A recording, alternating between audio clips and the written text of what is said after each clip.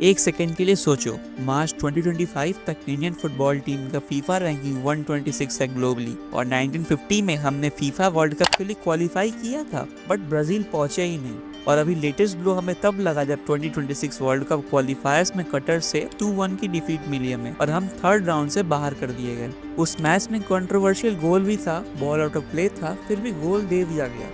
Heartbreak for India. A robbery in the form of that first goal by Qatar.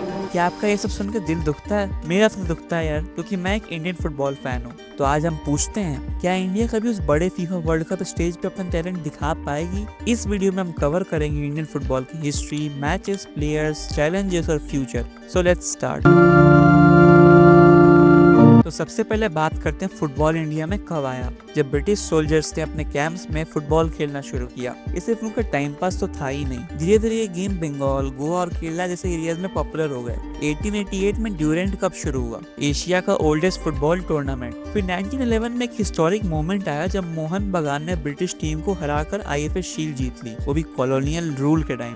ये एक symbol था Indian spirit का। Fast forward करते हैं 1948 में, इंडिया ने बेयरफुट खेलते हुए फ्रांस के अगेंस्ट ओलंपिक्स में मैच किया। 4-2 से हारे जरूर, बट वर्ल्ड को दिखाया कि हमारे अंदर वो पोटेंशियल है फुटबॉल खेलने का। और फिर आया 1950 जब इंडिया ने वर्ल्ड कप क्वालिफाई किया, बट इंटरनल रीजंस और फाइनेंशियल इश्यूज ने हमें जाने से रोक दिया। इमेजिन अगर वो टीम ब्राजील गई होती तो शायद आज कहानी कुछ अलग ही होती। 1950s से 60s तक इंडिया का फुटबॉल एक गोल्डन एरा में था। 1951 और 1962 में एशियन गेम्स में गोल्ड मेडल्स जीते हमने। 1956 ओलंपिक्स में फोर्थ आए, और यही था हमारा पीक। प्लेयर्स जैसे नेविल डिसूजा और पीके बनर्जीज लेजेंड्स बने। बट 1950 के वर्ल्ड कप के मिस के बाद एक स्ट्रेंज डाउनफॉल शुरू हो गया। एशियन टीम्स जैसे जापान और साउथ कोरिया ने अपने गेम को डेवलप करना शुरू कर दिया, बट इंडिया पीछे ही रह गया। इंफ्रास्ट्रक्चर नहीं बना, कोचिंग वीक थी, और क्रिकेट का क्रेज ने फुटबॉल को बिल्कुल ही ओवरशैडो कर दिया, और आज भी करता है। 1950 एक गोल्डन अपॉर्चुनिटी थी जो हमारे हाथ से भी फिसल गई। ब्राजील ने इनवाइट भेजा था,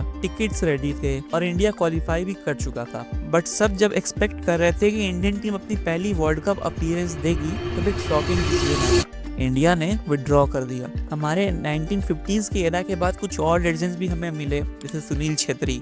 150 प्लस मैचेस में इन्होंने 94 गोल्स किए, और जून 2024 में रिटायरमेंट लिया। बट इंडियन फुटबॉल में उनकी लेगेसी अनमैच्ड है। गुरप्रीत सिंह संधू भी एक क्लच प्लेयर है इंडियन फुटबॉल के लिए। उन्हें जो सेव किया 2026 क्वालिफायर्स में, वो भी लाजवाब है। तो वर्ल्ड कप से दूर क्यों है हम? पहला चैलेंज, इंफ्रास्ट्रक्चर। जापान ने J लीग बनाया, साउथ कोरिया ने K लीग। दोनों ने डिकेड्स तक यूथ एकेडमीज पे इन्वेस्ट किया। इंडिया में अभी भी प्रॉपर ट्रेनिंग ग्राउंड्स की कमी है। दूसरा, competition in Asia. Top team जैसे Japan, South Korea, Australia, Iran, इनका लेवल हमसे कई गुना ऊपर है। और तीसरा, फंडिंग। क्रिकेट के सामने फुटबॉल का बजट नेग्लिजिबल है। AIFF का एनुअल बजट 80 करोड़ है, जबकि सीरीज डेवलपमेंट के लिए 1000 करोड़ चाहिए। 920 करोड़ का गैप। और चौथा गैप है स्काउटिंग। हमारे फुटबॉल का main talent north east, Kerala, Goa में से आता है, लेकिन वहाँ एकेडमी की स्काउटिंग नहीं है। ये सब फिक्स करना जरूरी है अगर वर्ल्ड कप का सपना पूरा करना है।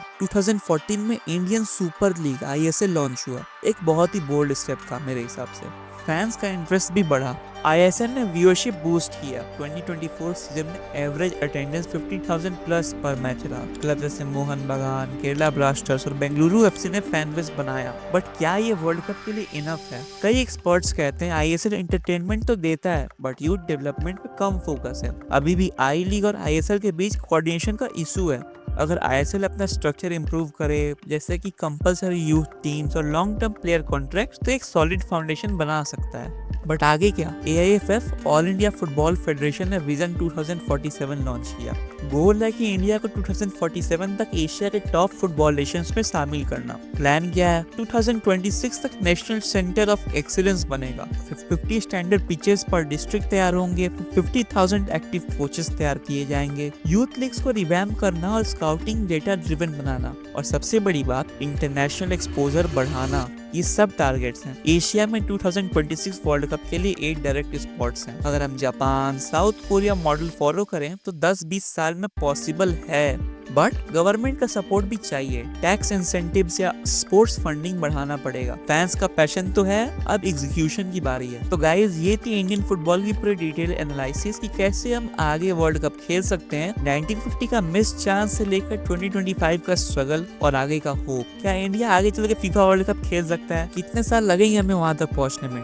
2030 या 40? कमेंट में अपना ओपिनियन जरूर बताना। और अगर ये वीडियो पसंद आई हो तो लाइक और सब्सक्राइब करना मत भूलना। मिलते हैं अगले वीडियो में, तब तक के लिए take care and keep loving football.